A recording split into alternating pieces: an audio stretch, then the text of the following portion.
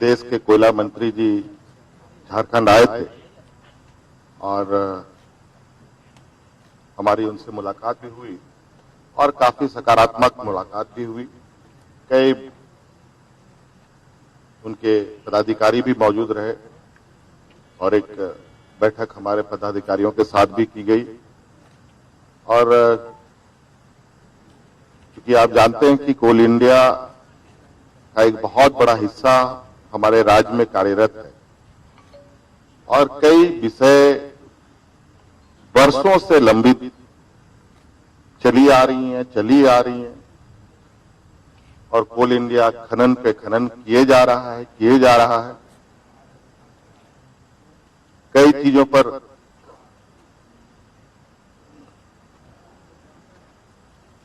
चर्चाएं वार्ताएं होती रहीं, लेकिन कोई फलाफल नहीं निकलता। विषय तो बहुत थे। माननीय मंत्री जी ने बहुत सकारात्मक आश्वासन दिया है और मुझे लगता है कि अगर उन्होंने आश्वासन दिया है, जिस अनुरूप उन्होंने आज पहला कदम उठाया है, मुझे उम्मीद है कि अब सरकार की जो हक थी, कोल इंडिया जो लगातार अपने कब्जे में दबा के रखा रहा है, उसको हम निकाल पाने में सक्षम होंगे। कोल इंडिया जैसे कहा जाए कि एक जायंट रूपी जबड़े से आज राज्य सरकार ने अपने हिस्से का एक टुकड़ा निकालने में प्रयास रही और उस हिस्से के रूप में आज 250 करोड़ राज्य सरकार को प्राप्त हुआ।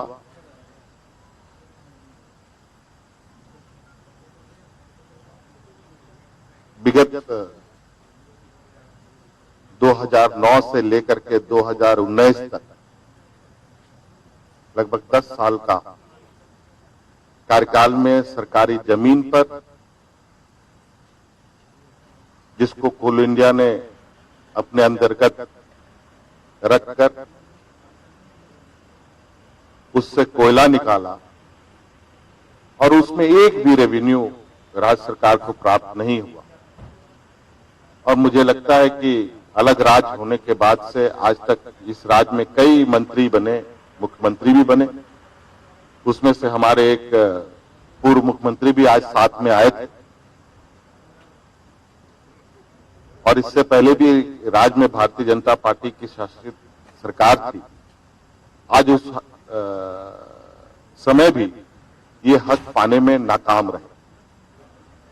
आज पहली बार लगातार 6 महीने से प्रयास करने के उपरांत ये मार्ग प्रशस्त हुआ है और आज उसके अनुरूप जो हमने क्लेम किया है, लगभग जो सरकारी जमीन की मुआवजे को लेकर, झाड़ झंकड़ वाली जमीन की मुआवजा को लेकर लगभग 8,000 करोड़ की हमने उसमें दावे किए हैं।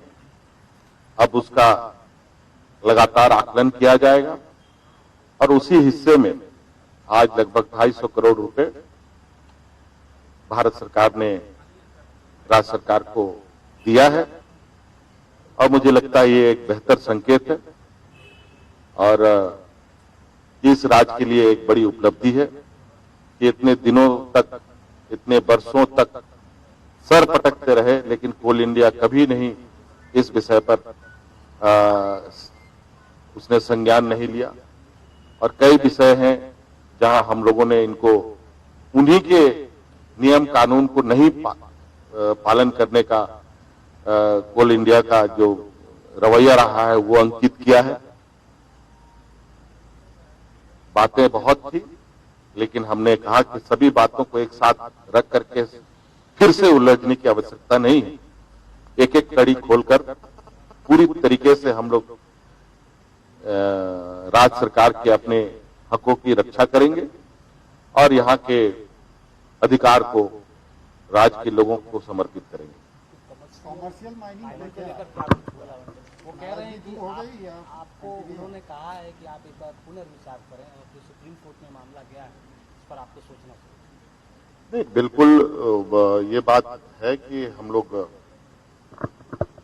इस विषय को लेकर सुप्रीम कोर्ट गए हैं और हमारी जाने की जो मजबूरी है वो भी इनको बताया गया और उन्होंने भी ये बात मानी कि नहीं, कुछ संवाद में कमी रही है जिसकी वजह से ये स्थिति उत्पन्न हुई है। हमने तो बिल्कुल स्पष्ट रूप से कहा कि आज आप आए हैं एक सकारात्मक सोच के साथ और राज्य सरकार भी सकारात्मक सोच के साथ हमेशा आगे चलते रही है और चलेगी भी। ये सरकार बिल्कुल राज्य के लोगों को, राज्य की नीतियों को कैसे सामंजस्य बनाया जाए, कैसे राज्य के विकास हो, इन सभी चीजों पर काफी संवेदनशील है। और शायद कॉल ऑप्शन से पहले अगर ऐसी हमारी वार्ता हुई होती तो शायद हमारा कुछ और आज के दिन में स्टैंड होता, मुझे ये लगता है। और उन्होंने इस बात के लिए मुझे कहा है कि कॉल ऑप्शन के विषय पर आप विचार करें और निश्चित रूप से आज इस खनिज संपदा को जो पूर्व के अनुभव के रूप में कहा जा सकता है, वरदान नहीं बल्कि एक अभिशाप का चेहरा हमेशा से दिखता रहा है और उस अभिशाप को हम एक वरदान के रूप में बनाने का प्रयास कर रहे हैं और उसी चीजों पर हमारा पूरा महकमा चिंतन मंथन पर है। और खनिज संपदा इस राज्य का एक ऐसा संसाधन है, अगर हम इसका सही तरीके से केंद्र और राज्य के सामंजस्य के साथ राज्य के लोगों को, यहाँ के रैयतों को, यहाँ के किसानों को, यहाँ के पर्यावरण को, यहाँ के जंगलों को ध्यान में रख करके आगे बढ़ें तो इस राज्य का सर्वांगीण विकास निश्चित रूप से किया जा सकता है। हमारी इस विषय पर लगातार अपने पदाधिकारियों के साथ वार्तालाप जारी है और न्याय संगत, विधि संगत क्या बेहतर इस रास्ते पे चला जा सकता है, आगे सरकार निर्णय लेगी। रॉयल्टी पर कुछ बात हुई है? रॉयल्टी को लेकर हमेशा ही आप सवाल उठाते रहे। हमने तो कहा है कि एक रॉयल्टी जो जमीन, सरकारी जमीन को लेकर के आज तक कोल इंडिया ने कभी भी सरकारी जमीन की रॉयल्टी नहीं दी, मुआवजा नहीं दिया। आज पहली बार माइनिंग के नेशनलाइजेशन के बाद मुझे लगता है कोल इंडिया ने पहली बार झारखंड सरकार को पैसे देने प्रारंभ किए।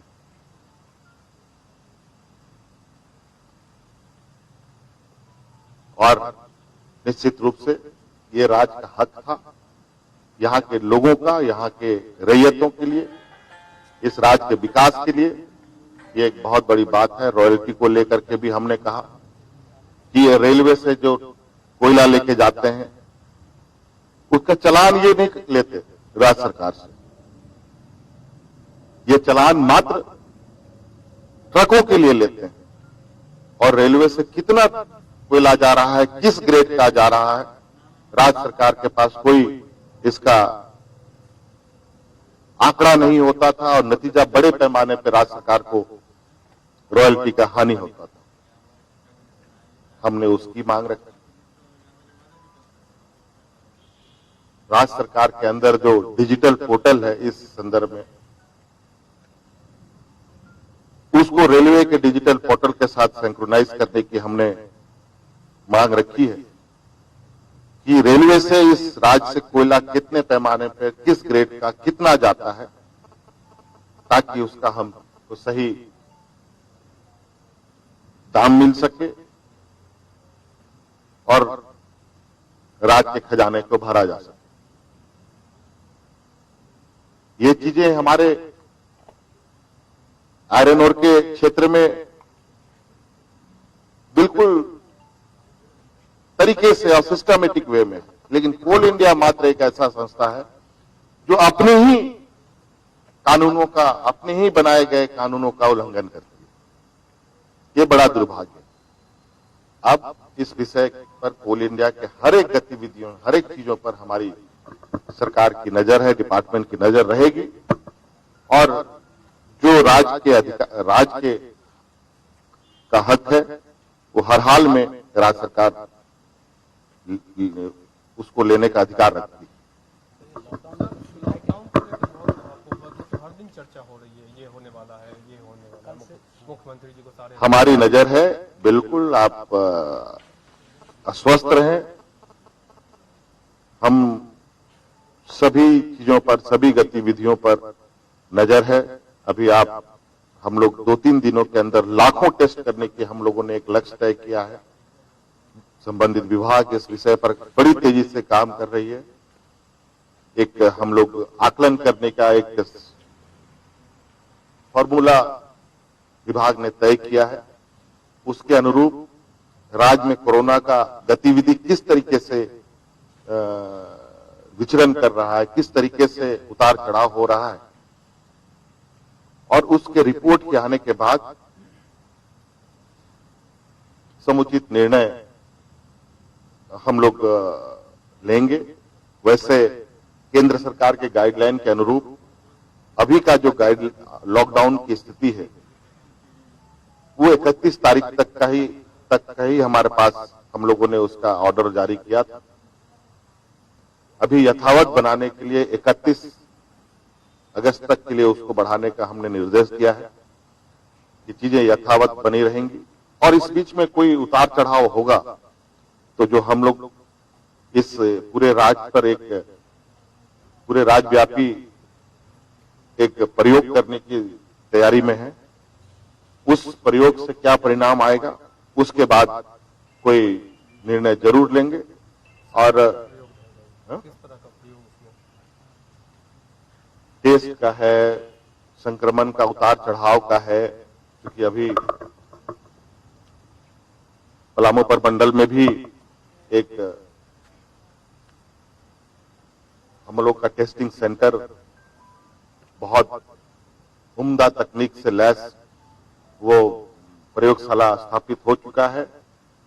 उसमें टेस्टिंग प्रारंभ हो चुकी है और कुछ दिनों के बाद एक और संथाल परगना में भी वो प्रयोगशाला का विधिवत उद्घाटन होगा।